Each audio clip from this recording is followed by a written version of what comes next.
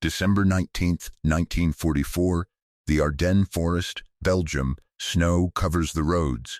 Ice clings to the trees. German armored columns push west in the largest offensive Germany has launched since Normandy. The plan is simple: break the American lines, capture key road junctions, reach the Meuse River, split the Allied armies, and force a political settlement before Germany runs out of time. The operation depends on speed and on predictability. German commanders believe they know exactly how Americans will react. Units cut off from headquarters should retreat. Supply lines should collapse. Roads should fall into German hands. The offensive should keep moving. Then the reports start arriving. An engineer company fighting as infantry. Military police holding crossroads against tanks. Scattered soldiers from different divisions forming combat groups without orders. Roadblocks where no organized defense should exist. Positions reported destroyed, still resisting hours later. American formations seeming to dissolve and reappear elsewhere. One German officer compared it to trying to grab water with his hands every time a position broke apart. Something new formed in its place. The Americans weren't behaving the way they were supposed to. This confusion didn't start in the Ardennes. Months earlier, near the fortress city of Metz, German soldiers had seen something just as strange: American infantry advancing across open ground. Not running, not crawling, not stopping, just moving forward while firing continuously. At first, German commanders thought it was a mistake. What they didn't realize was that they were seeing the visible sign of something much deeper. By late 1944, German commanders weren't inexperienced. Many had fought the British in North Africa, the Soviets in the East, and Americans in Italy and France. They understood different doctrines, equipment, and command systems. Yet reports from the Western Front kept describing something hard to categorize. Under pressure, American units didn't always pull back. When formations broke apart, they often built new ones on the spot. For staff officers trained to calculate enemy behavior, that unpredictability made planning far harder. To understand the confusion, we need the rules of warfare. Nearly every army accepted in 1944 rules written in blood. The First World War transformed the battlefield. Machine guns swept entire fields. Artillery shattered attacks before they reached enemy lines. The old image of infantry walking across open ground became a nightmare nowhere more clearly than the first day of the Somme in 1916, when thousands fell within hours. The lesson seemed obvious. Movement was dangerous. Cover meant survival. Every major army built its doctrine around that reality. German defensive tactics relied on overlapping fields of fire and fortified positions, forcing attackers to stop, then destroying them with machine guns, mortars, and artillery. American doctrine taught much the same. Infantry advanced using fire and movement. One element firing while another moved, then switching roles. It was logical. It was proven. Between the wars, officers studied casualty reports and reached the same conclusion again and again. Soldiers in the open suffered. Soldiers behind cover survived. Military academies across Europe taught the same principles: move carefully, coordinate every attack, avoid exposure. These weren't irrational lessons. Millions had died proving them. That's exactly why any tactic encouraging soldiers to keep moving under fire seemed so controversial. Yet by late 1944, American units kept refusing to behave predictably. Attacks continued after they should have stalled. Defenses held longer than expected.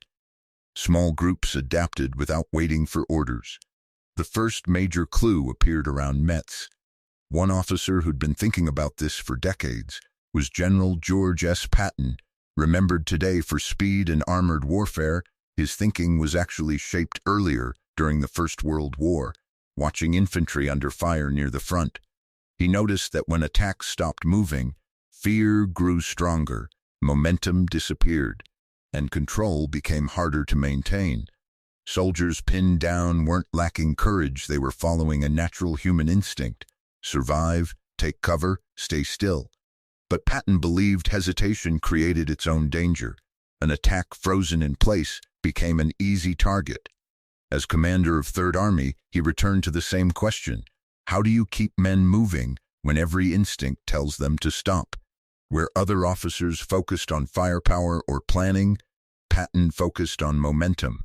To him, movement itself had value. A force advancing forced the enemy to react, while a force pinned in place surrendered the initiative. That belief defined Third Army's operations after the Normandy breakout. Speed in planning, logistics, exploitation, and, when possible, combat itself. The challenge was translating that philosophy to infantry assaulting heavily defended ground. Many officers doubted it, some thought it wasted ammunition, others thought it encouraged recklessness. Their concerns were valid. Patton believed the battlefield itself would prove him right. The debate reflected a larger question facing every army in the war: what mattered more, accuracy or momentum?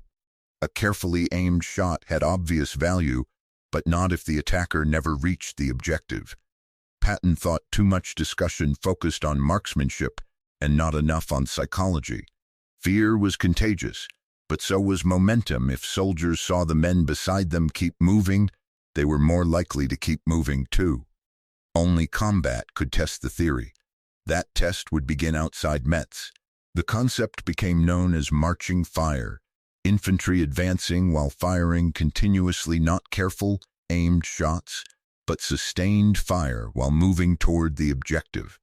The goal wasn't simply to kill the enemy, it was to keep defenders under pressure while maintaining momentum. To many officers, the idea seemed reckless. Ammunition was valuable, accuracy mattered, and doctrine emphasized cover and controlled movement. But Patton believed the psychological effect mattered as much as the tactical one. Men moving forward stayed focused on action, defenders faced constant pressure, momentum stayed alive. German soldiers could see the tactic. What they couldn't see was the culture behind it. American soldiers were increasingly trained to act aggressively, adapt quickly, and keep pursuing objectives even as situations changed. Before any of that could be debated, the idea had to survive combat, and Metz had already humbled experienced American units. The campaign around Metz was one of Third Army's hardest. Autumn rain turned roads to mud. German defenders held fortifications originally built by the German Empire before the First World War and later improved by the French, reinforced concrete positions that artillery alone often couldn't crack. Positions believed destroyed would suddenly reopen fire. Every advance demanded close combat. At Fort Driant, heavy attacks failed outright. Days of fighting produced costly casualties, and the fort stayed in German hands. The experience raised an uncomfortable question. If overwhelming firepower wasn't enough, what was? On November 10, 1944, American infantry advanced on positions near the Emtrich defenses and Königsmacher. Morning fog covered the battlefield. German machine guns waited. The open terrain offered no cover. Everything suggested the attack should stall. Instead, the Americans kept moving. Rifles and automatic weapons fired continuously as the distance closed. German defenders expected attackers to drop and take cover. Many didn't. The line kept advancing, closer and closer, until several German defenders later described their shock at watching attackers continue through fire that normally stopped troops cold. These weren't reckless charges. The Americans were still coordinating, still using supporting weapons, still taking casualties, but they kept forward pressure on.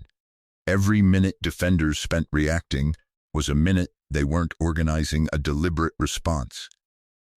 Eventually the fight moved into trenches grenades, close-range firefights, and at that range, many advantages of fixed defense disappeared. The Germans weren't witnessing soldiers ignore danger. They were witnessing soldiers keep acting, when most armies would have paused. The visible tactic was marching fire. The deeper reality was adaptability. A unit that kept momentum was harder to stop. A soldier focused on advancing was less likely to freeze. And a commander, encouraged to improvise, could exploit chances faster than one waiting on orders. Those lessons would soon be tested on a battlefield far larger than any fortress system, the Ardennes. A month later, Germany launched its final great offensive in the West. More than 250,000 troops and hundreds of tanks surged through the snow-covered Ardennes. The attack achieved total surprise. American units were scattered, communications failed, headquarters lost contact with their formations. This should have favored Germany. The offensive depended on American resistance collapsing in key areas, so road junctions and fuel depots could be seized and armored columns could keep moving west. Instead, the same pattern from Metz repeated.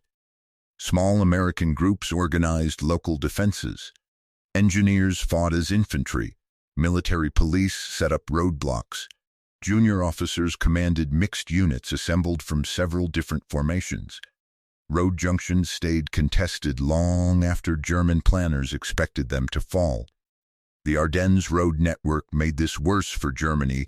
A handful of key crossroads controlled movement through the whole region, and delays of even a few hours could wreck a tightly timed schedule. Yet resistance kept appearing at exactly those locations, sometimes from only a few dozen men, sometimes from fragments of several units thrown together. Such scratch formations should have had little combat value.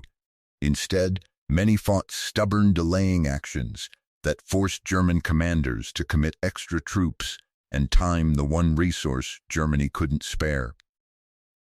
At St. Vith, defenders delayed powerful German formations far longer than planned. At Elsenborn Ridge, positions absorbed repeated attacks and blocked critical breakthroughs, each delay small alone, but together disrupting the entire German timetable. The most famous case was Bastogne, where surrounded American forces kept resisting despite overwhelming pressure. But Bastogne was only the most visible example of a pattern repeating across the whole front. The Americans often lacked good information, often lacked clear orders, sometimes lacked both, and kept acting anyway. German commanders excelled at coordinated planning, but struggled to predict an opponent that kept adapting after the plan collapsed. This wasn't about courage. German and American soldiers were equally brave. The real difference was what happened after uncertainty hit. When communications failed and careful plans stopped making sense, American units often kept functioning. And that created problems no operational plan could easily solve. So why did American soldiers move in a way Germans couldn't understand? It wasn't marching fire alone, or Patton alone, or any single tactic. Marching fire was just one visible example of a larger mindset. American forces increasingly emphasized initiative. Junior leaders were expected to decide for themselves. Small units were encouraged to adapt. Objectives mattered more than scripts that no longer matched reality. To German observers, this sometimes looked chaotic, even irrational, yet it let American units keep functioning when battles turned confused and unpredictable. This didn't happen overnight. The army that landed in Normandy in June 1944 wasn't the army fighting in December. Months of combat had transformed it. Veterans replaced assumptions with experience. Officers learned what worked. NCOs gained confidence making decisions under pressure. Units developed habits no classroom could teach, because battle rarely gave them time for anything else. Roads got blocked, radios failed, commanders became casualties, and the expectation stayed the same. Keep moving, keep fighting, find a solution. German commanders expected disruption to cause paralysis. Instead, it usually produced adaptation. A destroyed command structure didn't always stop a unit. A lost radio line didn't always halt an operation. A separated platoon didn't always wait to be rescued. Someone simply took charge and kept going. That flexibility carried risk. Not every decision was right. Not every improvisation worked. But even the failures revealed a willingness to keep acting despite uncertainty. Again and again, German planners expected American resistance to weaken after confusion set in. Instead, confusion often produced new resistance, an enemy that was difficult to calculate, difficult to predict, and increasingly difficult to stop. A serious problem for commanders trained to think in timetables and coordinated phases. Because war isn't fought on maps, it's fought by human beings, and human beings rarely behave exactly as expected. The Americans didn't eliminate chaos from the battlefield. Nobody could. What they often did was keep functioning inside it. And that made all the difference. The Germans weren't confused because Americans ignored military rules. They were confused because Americans kept acting after the normal rules stopped applying. The same qualities showed up at Metz, in the Ardennes, and in countless smaller fights that never became famous. That adaptability didn't make Americans invincible. Units suffered setbacks, made mistakes, took heavy losses. Thousands never came home. But they repeatedly recovered from disruption faster than opponents expected, and that mattered more as the war entered its final phase. German doctrine relied heavily on coordination and timing. When resistance behaved unpredictably, calculations became unreliable. Delays multiplied, momentum shifted. A crossroads held 1 extra hour could delay an armored column. A roadblock defended by a handful of soldiers could force an entire formation to deploy. None of those single actions won the war, but hundreds of them, combined, became something larger. In many ways, this story isn't really about marching fire, or even about Patton. It's about a battlefield reality that's still relevant today. No plan survives contact exactly as intended. Communications fail. Leaders become casualties. Units get separated. Confusion spreads. Every military in history has faced that. What differs is what happens afterward, whether soldiers adapt, whether junior leaders decide, whether units keep functioning when the plan no longer fits reality. Across Western Europe, American forces kept answering those questions, with action sometimes organized, sometimes improvised, but almost always moving. That's what German commanders kept running into from Metz to the Ardennes, an enemy that refused to stay predictable, that kept creating new problems after old ones were supposedly solved. That seemed to rebuild resistance faster than it could be destroyed. One German officer compared it to grasping water. The harder you squeezed, the more it slipped through your fingers. That image captured the frustration many German commanders felt in the war's final months. Because what they were watching wasn't a tactic, or a doctrine, or a trick. It was a military culture that increasingly rewarded initiative over hesitation, and adaptation over rigid obedience. The Americans weren't always the strongest force on the battlefield, or the most experienced, or the most skilled. But by late 1944, they'd become exceptionally good at one thing: continuing the fight when circumstances stopped making sense. In war, that ability can become a weapon all its own. So when German soldiers watched Americans advancing through machine gun fire near Metz, or when commanders ran into fresh resistance at crossroads they believed already secured in the Ardennes, they were seeing more than isolated acts of courage. They were seeing the visible signs of a deeper philosophy, one that accepted chaos as inevitable and demanded action anyway. Because the Americans weren't simply moving differently, they were thinking differently, and in war that can be far more dangerous than any weapon.